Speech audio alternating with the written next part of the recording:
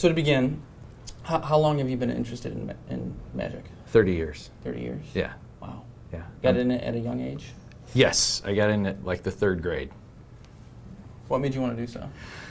Well, my uncle gave me a magic set called the Hocus Pocus Magic Set, and there was a book in it that came in 4 different languages, and I thought, 4 different languages? This must be really important stuff. Mm-hmm. So I decided to, pursue it as much as I could. My uncle was a jazz drummer at the time and a professional photographer, and I think that he probably got me into magic just to drive his brother crazy.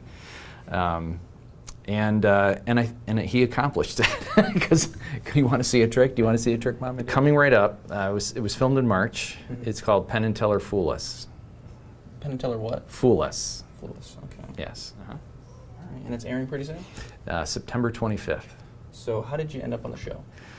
That was quite a process. There's a place in LA called the Magic Castle.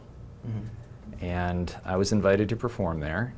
And so I figured, well, as long as I'm here, I might as well film the experience. So I hired a professional videographer to come out, and he videotaped me, and then I used that to submit to the people who are in charge of hiring on the show. Mm-hmm. And it wasn't until, I would say maybe a month later, I got a call, and they said, we want you on the show. You can maybe explain what the routine's like. Well, the routine is, my character is a fish out of water. He's this kind of a loser guy that stumbles into this room you can make up any room you want. Everybody sees this different inside their head, mm-hmm. but for the most part, people see it as an old Abbott and Costello meet Frankenstein. I'm just in this creepy old room I walk in with a candle, and I discover these props on a table, and all the magic happens to me. So, if in a sense, I'm just like an audience member. When all these strange things happen, I'm just as baffled as everybody else. Mm-hmm. And the one thing that everybody wanted me to get on the show with was this mirror. So if you think of magic is done with mirrors, well, I took it a step further, and I figured, well, what could we do with a mirror that would be interesting? So this mirror duplicates whatever you put in front of it. Mm-hmm. Each time I would perform it, I would get tips from friends. Mm-hmm. And it wasn't until I decided to apply what's called continuous improvement. And through that, I applied lean principles, which is, it's sort of it's a corporate term, but have you ever seen the movie Office Space, the TPS yes. forms? That's the Toyota production system. That's lean. Okay. So I decided, well, let's use some of these principles to see if I can apply it to my magic, because I apply it in work every day. So could it work with magic? And it sure did. And so I started improving very, very quickly over a short period of time. It's just improving and iterating and iterating. And then the strangest thing happened. I had a large pocket of friends that were coming out and helping out. But it wasn't until Gene Anderson, who's from Michigan, he's a very, very famous magician, and he took me under his wing. And the first thing that he told me was, you need a story. So we started hashing out some ideas for a story, and then I called up Tobin Ost, Tobinost, and if you look him up, he's like the go-to guy for Broadway. He's a production designer, and he was nominated for a Tony for Newsies. Yes. And so he's from my hometown. So I decided, I'll just give him a call. Maybe, maybe not. So I gave, nothing ventured, nothing gained. Mm-hmm. So I give him a call, and I say, actually I didn't call him. I sent him a Facebook message, and I said, this is what I'm doing. I want to be in the World Championships of Magic. Here's the routine where it's at now. And it wasn't like 5 minutes later, he gives me a call. And I like, Tobin, what's going on? And he said, well, I want to help. And I said, well, how much is this going to cost me? He says, it's not going to cost you anything. And I said, what?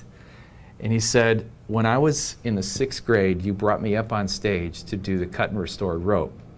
He said, "You are the person who introduced me to theater." And I'm like, are you kidding me? So I have a Broadway production designer now that has been helping me with stylize the act, get the costume right, get, all the way down to my buttons on my vest. He said, change the color to purple.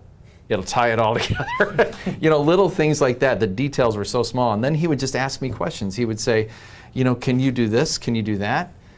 And I'm like, I don't know. I'll try. So he wasn't asking me to do tricks. He was just saying that this bothers me. Can you make this happen? And so as a magician, I'd have to unpaint myself out of the corner and go, okay, if I'm going to make this happen, how am I going to do it? Mm-hmm. And he actually helped me invent the ending to my act. And the ending to my act is like a crowd standing, just this money that just like explodes out of these money bags. It just like it showers all over me, and it's just because he asked me one question, and I came up with that.